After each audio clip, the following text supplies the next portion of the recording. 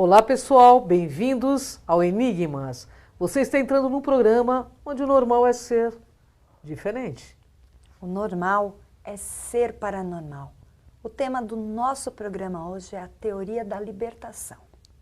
Estamos aqui com o Vitor Medina, que é sociólogo, filósofo e ator, e vai abordar este tema.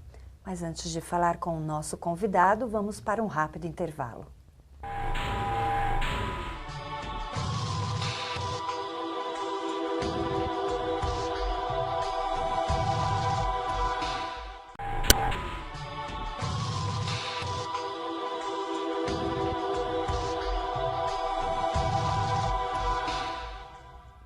Estamos de volta ao Enigmas. Para você que queira deixar algum recado ou sugestão, envie um e-mail para enigmas@tvmude.com.br. Estou aqui com o Vitor Medina, que é meu sobrinho, sociólogo, filósofo, e vai responder e explicar o que é essa teoria da libertação. Tudo bem, Vitor? Que honra estar contigo sempre, né? O prazer é todo meu. Vitor, explica para o nosso internauta como funciona a teoria da libertação. Nesses movimentos atuais, né? Certo. Olha, primeiro vamos entender o seguinte. A teoria da libertação, ela tem duas vertentes, né? Pode ser tanto teológica quanto filosófica, tá? Mas vamos tentar, grosso modo, compreender basicamente o que seria a teoria da libertação. Só pense em liberdade quem a não possui, certo? Verdade. Se a gente possuísse a liberdade plena, não existiria esse conceito, certo? Então, o que acontece? A teoria da libertação, ela trabalha com o princípio de que existe em nossa sociedade uma dicotomia, né? Dois polos, aqueles que oprimem e aqueles que são oprimidos, né? Toda essa teoria, ela é embasada numa filosofia que a gente chama de filosofia de esquerda, né? Que é a filosofia marxista, no caso. Correto. Tá? Então, basicamente, ela busca compreender quais são as formas de dominação que existem em nossa sociedade e quais são os dominados em nossa sociedade, tá? Mas eu tenho uma pergunta que eu acho que é importante. Não é apenas uma teoria, existe realmente essa realidade da dominação, né, Vitor? Existe. Uma característica da filosofia e da teologia da libertação, que eu acho assim, interessantíssima, é o fato de que ela se preocupa muito com a questão prática. Então, a gente não está falando de uma teoria, Com certeza. uma suposição. Nós estamos fazendo uma análise de relações sociais, relações culturais que existem, que são de fatos baseadas nessa dicotomia, opressores e oprimidos. Um exemplo, por exemplo, é a questão da mulher em relação ao homem. A questão da homossexualidade, a questão da discriminação racial, a questão da pobreza, todas essas dicotomias onde existe uma certa opressão e existe um oprimido, né, a teoria da libertação busca compreender e busca tentar respostas a esses problemas. Tá? Correto. E no seu ponto de vista, nesse tempo atual, que nós falamos agora há pouco, o que você acha que vai acontecer se essa teoria for implantada no planeta? Olha, é difícil a gente conseguir ela em sua plenitude, tá?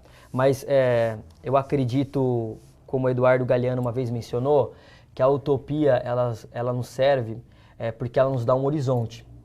E toda vez que a gente caminha em direção ao horizonte, o horizonte se afasta. Mas o bom é que ao menos ela nos faz caminhar. Tá? Verdade. Então, assim, eu não acredito que em breve a gente conseguiria a implantação, né, a realização de uma filosofia, de uma teologia da libertação. Por qual motivo? Porque ela é embasada nos problemas sociais. Correto. E os problemas sociais são imensos, né? Antes disso, a gente precisa mudar e muito a forma de viver, a forma de ser, a forma de estar no mundo, né? A gente precisa perceber o outro como um ser humano. Então, isso é uma coisa que demanda tempo. Mas caso ela ocorra, nós teremos uma sociedade mais humana. Correto. Pode. Uma perguntinha básica. Esses movimentos sociais que têm ocorrido no Brasil, você acha já que é o início dessa teoria da libertação? Ora, não falo que ela é o início dessa teoria, mas eu falo que ela pode ser analisada por essa teoria. Por qual motivo? Né? Esses movimentos que ocorreram por todo o Brasil, né, contra os preços da passagem, e aí envolveu o movimento da corrupção, e aí envolveu o movimento dos médicos, dos professores, né, e criou-se uma grande massa, ela é extremamente importante. Tá? Ela é sim uma forma de a gente mostrar para um todo, né, principalmente para a mídia, que às vezes manipula muito a informação, Com certeza. de que existem pessoas que se sentem oprimidas por esse Estado. Tá? Só que, como o Henrique Dussel já falou, o Estado ele não tem que ser destruído, ele tem que ser transformado em algo útil. Porque você fala, vamos destruir tudo, beleza, legal, e depois a gente vai ter o quê?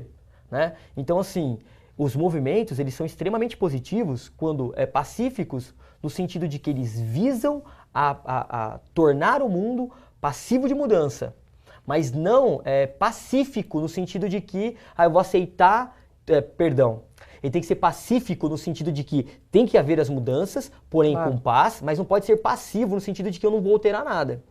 O grande problema desses movimentos hoje no Brasil é que depois da redução das taxas, né, esse movimento contra a corrupção está se diluindo, está se perdendo, né? E na mídia está se colocando aí a questão da espionagem do Obama e está sendo aí uma forma de encobertar todo esse movimento, né? Então acho que tem que resgatar esse movimento, principalmente calcado na corrupção. Eu acho que o nosso maior veneno hoje na sociedade é a corrupção, porque com a corrupção a gente não tem educação, não tem segurança, não tem saúde, não tem estrutura. Não tem nada. Né? Mas você, de certa forma, no seu ponto de vista, você já não acredita que isso já está ocorrendo? Até porque está vindo tão à tona os corruptos que estão no poder, os abutres que estão no poder, estão sendo destituídos de certa forma, não só por esses movimentos, mas em décadas e décadas. Teve o movimento de 70, e agora essa movimentação que vem mudando as pessoas do poder, inclusive o movimento dos caras pintadas, Isso. na década de 80 aí também, que derrubou inclusive um presidente da República, Exato. né? Nesse momento, o que você acha que vai converger todo esse movimento no futuro? Então, se o movimento se organizar, porque até então ele não tem um líder, né? Eu acompanhei bastante pela internet, no Facebook você tinha alguns nomes, né? Como Anônimos, o Gigante Acordou, o Brasil vai se transformar, então Brasil em Reforma, são movimentos de pessoas que não se identificavam, de grupos de pessoas que não se identificavam, que fomentaram todo esse movimento, certo? Legal. Aí ocorreu todo esse movimento.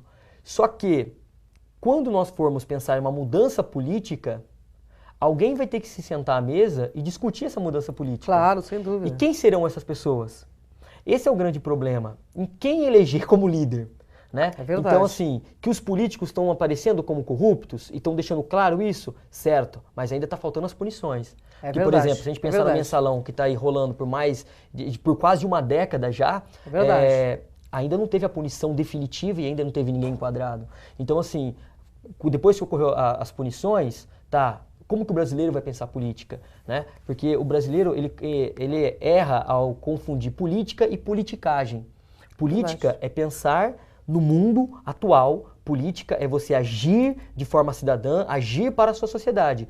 Politicagem é o que os nossos governantes fazem, em sua grande maioria, que é o quê? Utilizar de uma pseudo-política, de uma falsa política para bens próprios. É verdade. Então, assim, esses movimentos, eles são importantes porque mostrou que o Brasil não é um país passivo, porque todo mundo fala assim, brasileiro não faz nada, brasileiro nunca levanta, só reclama, né? E só reclamar também não adianta nada. É verdade, mas eu acho que o grande embate de tudo isso tem que ser nas eleições, né? Nas eleições. Nas eleições, porque as pessoas brigam como um leão e depois votam como um jumento. Então, gente, vamos nas eleições provar que nós estamos mudando, que nós estamos sendo mais conscientes, porque o que nós colocamos lá é uma projeção do povo. Se existem corruptos no poder é porque nós aceitamos essa corrupção também, não é verdade? E quando você vota, você tem que entender assim, eu, né, no caso Vitor, estou abrindo mão da minha liberdade, estou abrindo mão do meu direito de decidir na cidade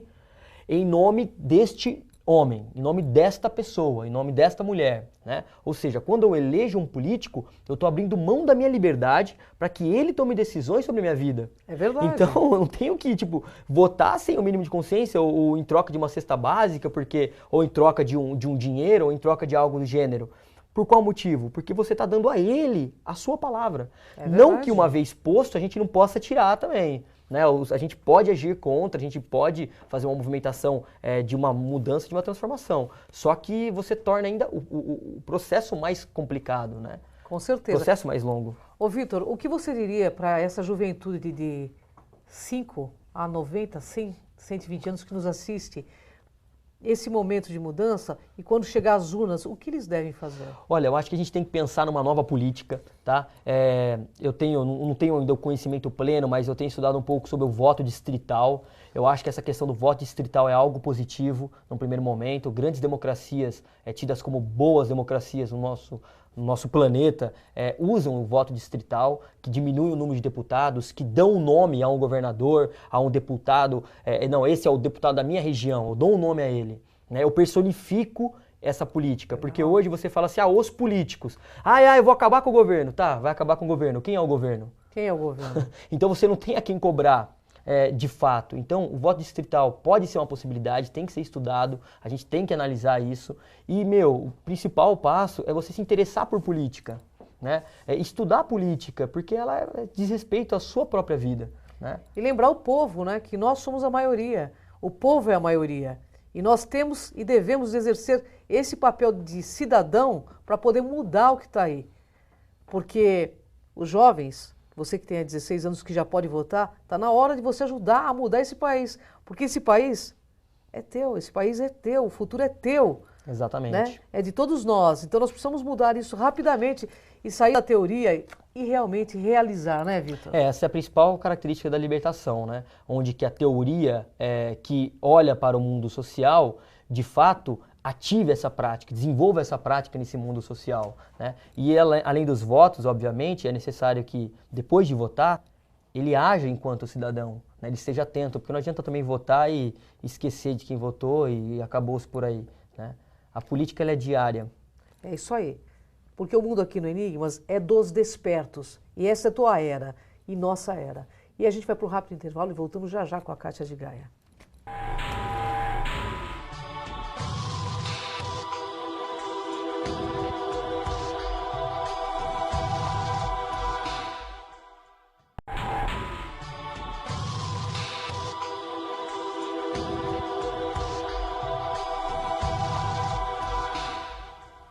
Estamos de volta com o programa Enigmas e desejo agradecer o apoio das lojas Segimagem. A Segimagem é pioneira em sistemas de segurança e trabalha com produtos de última geração em circuito fechado de TV e interfonia. Acesse o site da Segimagem e conheça toda a linha de produtos. www.segimagem.com.br. E voltamos com este assunto interessantíssimo. Vitor, prazer imenso recebê-lo. Prazer é todo meu.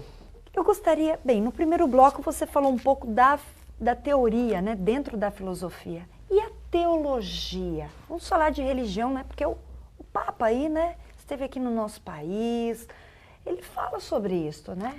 Então, Ou ele segue essa linha de pensamento? Então, vamos assim, primeiro tentar entender a teologia da libertação. Como eu mencionei, tanto a filosofia quanto a teologia, ela tem um viés social. Elas se apoiam em doutrinas filosóficas, até mesmo a teologia, ela se apoia em doutrinas filosóficas de esquerda, ou seja, que pensa mais na questão social, na questão do ser humano como um ser humano, né? No Brasil, nós temos um grande expoente nesse tipo de pensamento, que é o Frei Beto. Tá? Certo. Fica a dica, tem o site do Frei Beto também, para quem quiser buscar e conhecer um pouquinho mais, né? E só para vocês terem mais ou menos uma ideia da aproximação que existe da religião com o movimento social, eu queria falar duas frases do Frei Beto. Por favor. Posso? Claro. Então a primeira ele fala assim, ó: no Evangelho, Jesus diz que ninguém tem mais amor do que aquele capaz de morrer pelo próximo. Nesse sentido, Che Guevara foi um santo, né? E a outra frase é: para passar o Brasil a limpo nas eleições deste ano, é preciso primeiro tirar a limpo a história dos candidatos, pois a cabeça pensa onde os pés pisam. Então, para vocês terem um pouco a noção do pensamento dessa teologia da libertação, de que ela realmente pensa na religião, grosso modo, tá? Como sendo um viés não unicamente de uma transformação pessoal, espiritual e individual. Não, transcendental. Não. Por qual motivo? Você está no mundo, você existe no mundo. Essa é uma existência tua. Né? Tua experiência aqui, né? Religiosamente falando, Deus, para tentar, na minha leitura, Deus, para se fazer mais compreendido pelo ser humano, ele se fez em carne. E ele se chamava de verbo. Verbo conota o quê? Ação. Não é contemplação. Então, quando Jesus desce à terra, ele vem aqui e fala assim, olha, me imitem, tá? Olhem o que eu faço e tentem repetir. Aí, o que ele faz? Ele morre pelas pessoas. Ele se sacrifica pelas pessoas. Né? Ele age em relação às pessoas. Nesse sentido, eu penso em resumir, eu busco resumir todo o cristianismo em uma única lição. Cara, você vai ter que morrer, dar a sua vida, se sacrificar para que todos tenham o direito de viver. Porque foi isso que Jesus fez. Tirando todas as liturgias, tirando todos os mandamentos, tirando todas as pequenas características, nos resta um eixo central, que sem ele nada faz sentido. Né? Que é o quê? Você deve morrer pelo próximo, né? No sentido de se sacrificar a sua vida pelo próximo, para que todos possam viver. E como é esse sacrifício, Vitor? Me fale. Sacrifício a gente pode entender como diversas formas. Não é eu me matar pelo próximo, tá? Sacrifício é o despender da minha vida, eu dar a minha vida em direção ao próximo. Tem compartilhar. O amor, sentimentos, tudo isso? Isso. Eu conheço um provérbio árabe pelas bocas de um filósofo, que é o Leandro Carnal, que ele menciona o seguinte, é um historiador, perdão, que ele menciona o seguinte, esse provérbio: o ser humano que não descobre a razão ou algo por qual ele possa morrer, ele não descobriu o sentido de sua vida. Porque ele não descobriu algo que seja tão forte em sua vida que ele fala assim, não, por isso eu me entrego. Eu entrego o meu tempo, eu entrego todos os meus dias em direção a isso. É nesse sentido que o sacrifício acontece. Não é que assim, então o cara tá ali, eu vou tomar um tiro por ele, eu vou me matar por ele. Não, não é nesse sentido. É no sentido de você despender de fato seu tempo, despender de fato sua vida em direção a isso, a essa transformação. Que é o amor Que também. é o amor, é fraterno. E aí, na minha opinião, a teologia da libertação é a parte mais pura da religião. Porque quando você pensa que Jesus desceu à terra, ele foi em direção a quem? A todos que eram oprimidos, aos leprosos, aos ladrões, às prostitutas. Ele não foi em direção aos que já eram elevados, muito pelo contrário, elevados que eu digo socialmente. Sim. Então, hoje você tem muitas vezes uma religião que prega como religião que você é bom se você for um bom empreendedor, se você ganhar bem, se você for... Pagar para a igreja? Isso tá um pouco fora da minha concepção, né? E o Papa, fazendo o link, né? Dei tantas voltas, me desculpe. Imagina. O Papa, eu não conheço a história de vida dele, eu ainda estou começando a observar agora. Ele tem causado muito espanto na sociedade, por quê? Porque ele tem trazido essa simplicidade. Sim. E é nisso que mencionam que ele tem essa vertente da libertação. Porque o padre tem se preocupado muito com o ser humano enquanto ser humano. O pobre, a mulher oprimida, né, a todos aqueles que são oprimidos. E é nesse sentido que o Papa Francisco, ele vem dar uma nova esperança e talvez uma nova aparência a uma religião que estava sendo tão... esquecida até, né? Porque realmente os adeptos saíram, né? Ela está se diluindo dentro de seus escândalos, dentro de suas posições, muitas vezes, contra as conquistas do próprio ser humano, claro, né? De igualdade, de ser humano enquanto ser humano. Né? Então, assim, eu acho que tanto a teologia da libertação, né, e tanto a filosofia da libertação, elas são extremamente válidas. Não são a mesma coisa, tá? Obviamente, porque a teologia da libertação ela tem um viés religioso e a filosofia da libertação ela tem um viés mais racional, de análise da sociedade através do pensamento, dos conceitos. Né? Então, elas têm uma diferença, porém ambas têm esse foco final, que é o quê? A transformação da sociedade em um ambiente melhor. Né? E a gente tem que pensar dessa forma. É verdade. A Cris, até no primeiro bloco, falou muito sobre os jovens, né? Qual a dica que você dá hoje, justamente para não ser um carneirinho indo para o abate? Né? Para o jovem, porque ele vai transformar mesmo. Olha, a teoria da libertação, ela também vai para o cunho da educação. Um grande nome no Brasil é o Paulo Freire, tá? Paulo Freire, ele tem a pedagogia do oprimido, né? Que ele também é desse viés da teoria da libertação. E ele tem uma frase que fala assim, se a educação sozinha não consegue transformar tudo, imagine sem ela, né? Então, minha maior dica enquanto professor é que tem que estudar.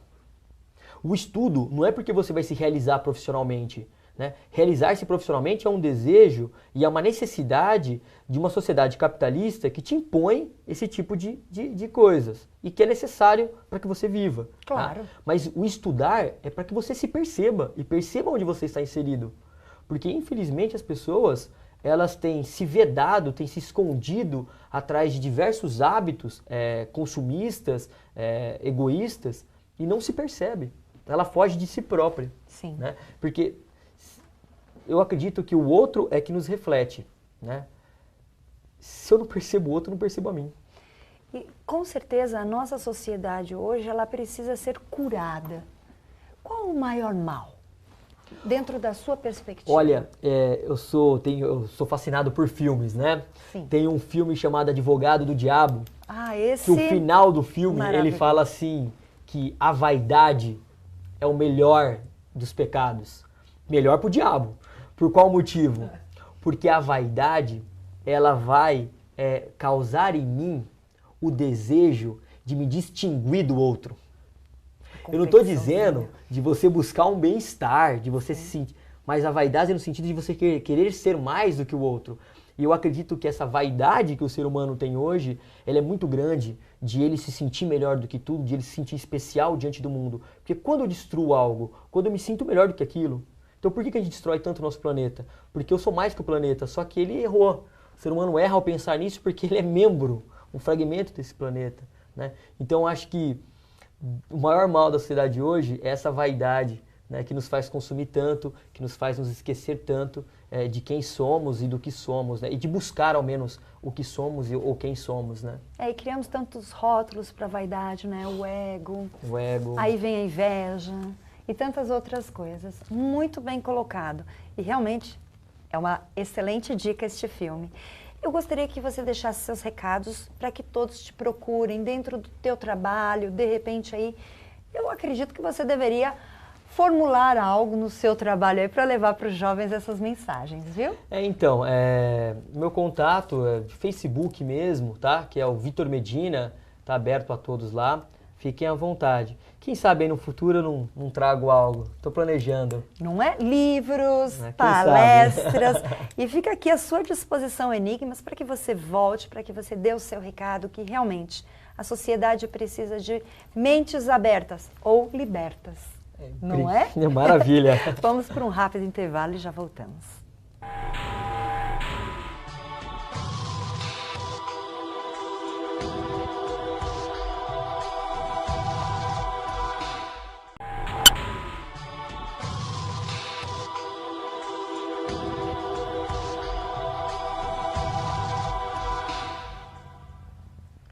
Estamos de volta ao programa Enigmas, mas infelizmente o nosso tempo acabou. Porque no Enigmas é assim, em nossas mãos, Kátia, nós temos os meios. Em nossos corações, à vontade. E com o Vitor aqui para construir esse mundo dos despertos. Com certeza. E fica o convite aí para vocês viajarem conosco para o Egito Clássico, né, Kátia Gaia? É verdade. Nós partiremos, né, a nossa saída dia 18 de novembro de 2013 e fica aí o convite para você vir para 12 dias mágicos, ufológicos, metafísicos, no berço da civilização. E para você, entre em contato no www.abatur.com.br e já faça a sua reserva. Pelo 3258-1100, é São Paulo capital, é 011 3258-1100. E os nossos agradecimentos à Casa Shiva que nos veste em todos os programas. Gratidão à família Shiva, Hari Shiva, né, Kátia Gaia? www.casashiva.com.br. E nossa gratidão a essa criatura maravilhosa que é meu sobrinho, mas eu vou adotar, maravilhoso. Cris. E um ser cristal maravilhoso que vai ajudar a modificar o planeta, eu tenho certeza. Muito gratidão. bom. Eu que agradeço. Uma honra enorme estar contigo. A honra é toda minha. Até o próximo Enigmas.